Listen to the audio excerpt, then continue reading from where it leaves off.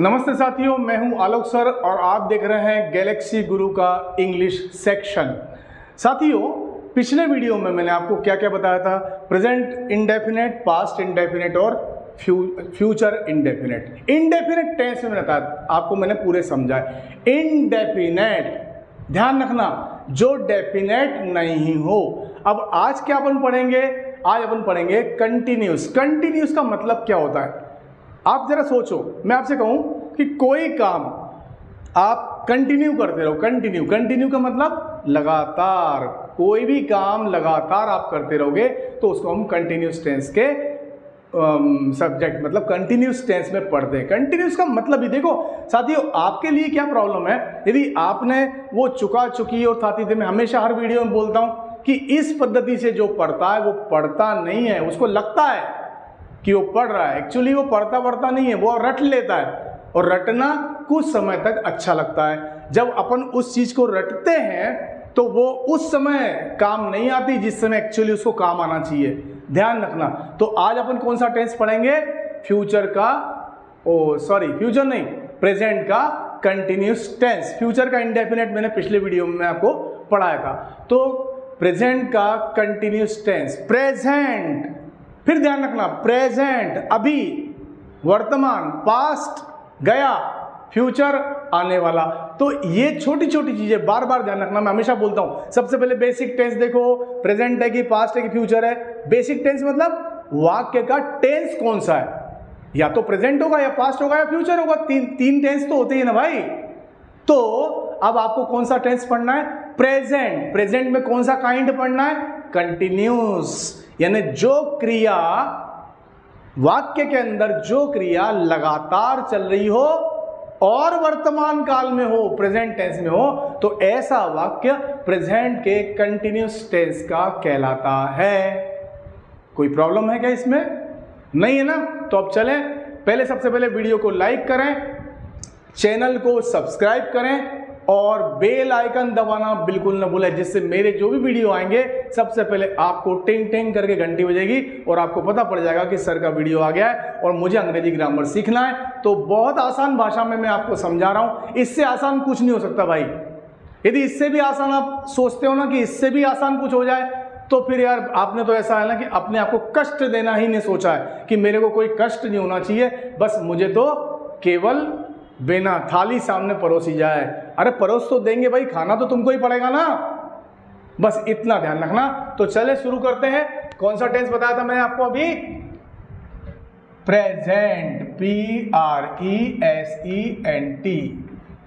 Present का कौन सा काइंड पढ़ना है? Continuous, CONTINUOUS। प्रेजेंट का कंटिन्यूस टेंस, ठीक है। अब हम अपने पुरानी पद्धति पे आएंगे। ये पद्धति आपको मैं बार बार इसलिए दोहरा रहा हूं क्योंकि इससे आपको क्या हो जाएगा? ग्रामर भी आएगी, साथ साथ बोलना आएगा। और सबसे अच्छी बात मालूम क्या होगी? जब आप बोलोगे ना, तब आप ग्रामेटिकली सही बोलोगे, यानी आपके बोलने का व्याकरण सही होगा। ये इसका फायदा है। तो चलिए हम यहां पे लिखते हैं अपनी वही पुरानी पद्धति से, ही, शी, इट, एनी नेम और सिंगुलर, SINGULAR। मेरे पुराने वीडियोस को देख लेना, आपको सारा का सारा सिस्टम ऐसे ही मालूम होगा। और इधर अपन क्या लिखते हैं? I, we, you, they और प्लूरल, PLURAL। अब इन सब के साथ में, इन सभी कर्ताओं के साथ में आपको इज हेल्पिंग वर्ब लगाना पड़ेगी प्रेजेंट के कंटिन्यूस टेंस में। तो he is, she is, it is, कोई भी नाम बोलो, Ram, Shyam, Mohan, Mohan is, Ram is, Sita is, Gita is, singular एक वचन, एक प्लूरल अनेक, एक से अधिक।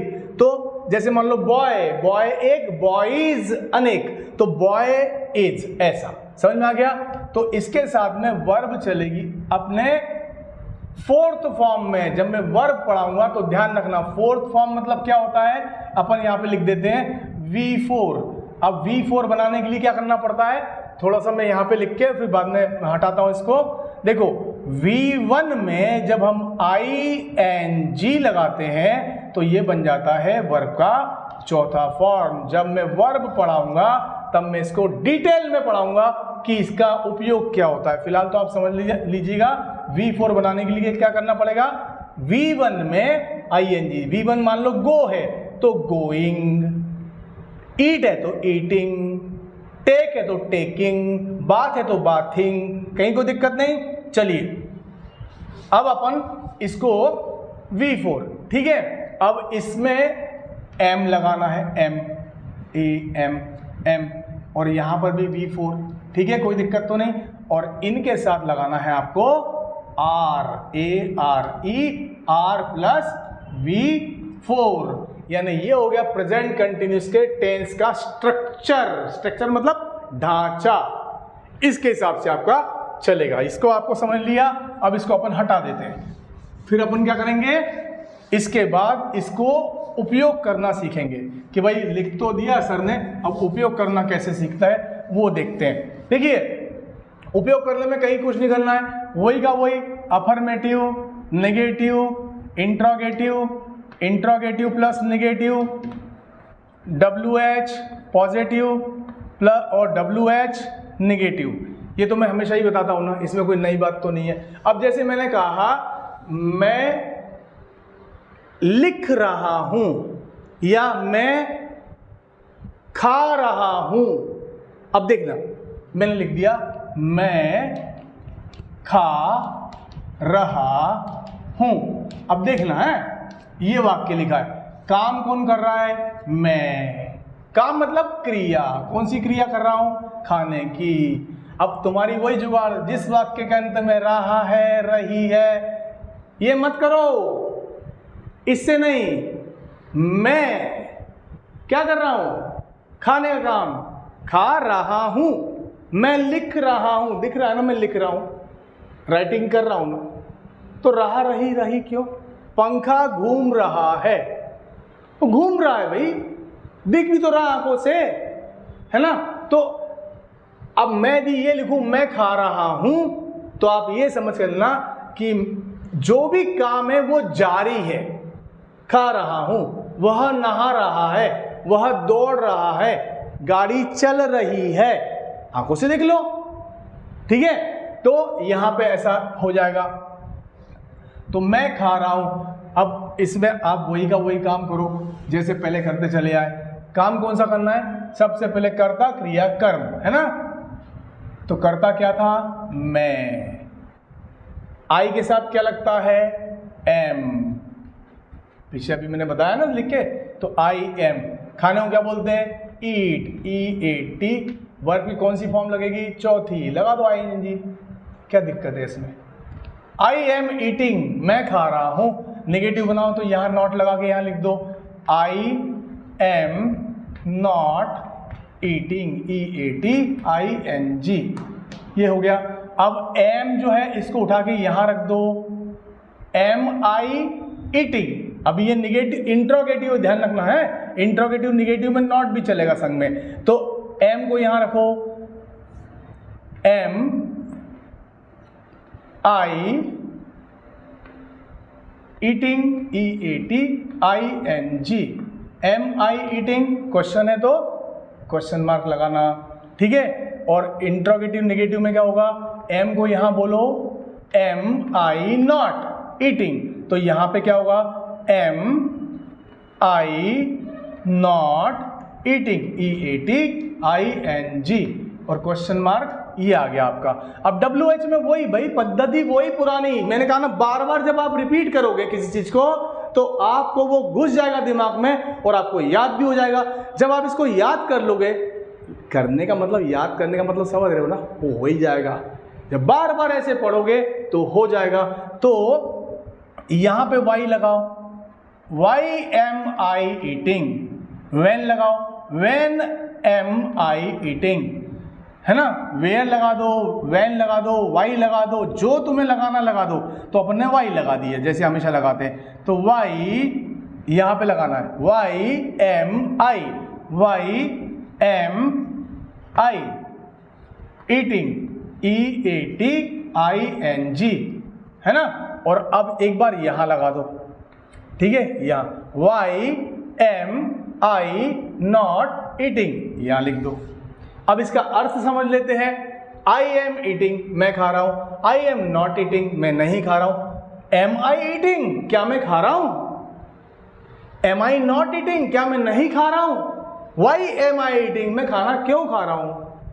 क्यों खा रहा हूं? Why am I not eating, मैं खाना क्यों नहीं खा रहा हूं? तो जब आप इस प्रकार की पद्धति से टेंस पढ़ते हैं तो सारे टेंस आपके दिमाग में घुस जाते हैं। साथियों, एक बात ध्यान रखना, यदि आपको रियली अंग्रेजी को बहुत अच्छे से समझना है ना, तो आप टेंस को पकड़ लेना। टेंस की मजबूती आपके अंग्रेजी का 50% आपका हल कर देगी, क्योंकि आप जो भी सीखोगे आगे, वाक्य आएगा कि नहीं आएगा, पैसिव वॉइस सीखोगे, डायरेक्ट इनडायरेक्ट सीखो, या जो भी सीखो, वर्ब सीखो, तो भी आपको वाक्य के अंदर ही तो प्रयोग करेंगे ना। तो वाक्य के अंदर जब प्रयोग करेंगे तो उसका अर्थ यदि आपके दिमाग में आ गया और टेंस क्लियर हो गया तो आधा 50% काम तो खत्म, और 50% काम बचा उस टॉपिक का। जैसे पैसिव वॉइस सीखना है, सेंटेंस आएंगे तो पता पड़ जाएगा कि ये इस टेंस का वाक्य है और इस टेंस से बदलना है, बात खत्म हो गई। तो टेंस की जिसकी मजबूती और तैयारी रहेगी और टेंस पे जिसकी पकड़ रहेगी, बिना चुका चुका, था, थी, तू ते के, ध्यान रखना। यदि आपने ये किया तो फिर एक ही बात ध्यान रखना, दिमाग को जुगाड़ करने की आदत पड़ जाएगी, पढ़ने की नहीं। अब आपको सारी बातें क्लियर मैंने बता दी। अब आपका काम केवल इतना है कि वीडियो को लाइक करना है, शेयर करना है और सभी दोस्तों के साथ इसको शेयर करके, चैनल पे नए हो तो सब्सक्राइब करना बिल्कुल नहीं भूलना और बेल आइकन दबाना टक से। आपके जैसे ही अब मेरा वीडियो अपलोड होगा यूट्यूब पे, आपके मोबाइल पे उसका नोटिफिकेशन आ जाएगा और आप उसका एंजॉय करेंगे। अंग्रेजी को मैं बहुत सरल बना दूंगा, आप बिल्कुल टेंशन मत करो, मैं हूं ना, आप पढ़ते चलो और बस सब हो जाएगा।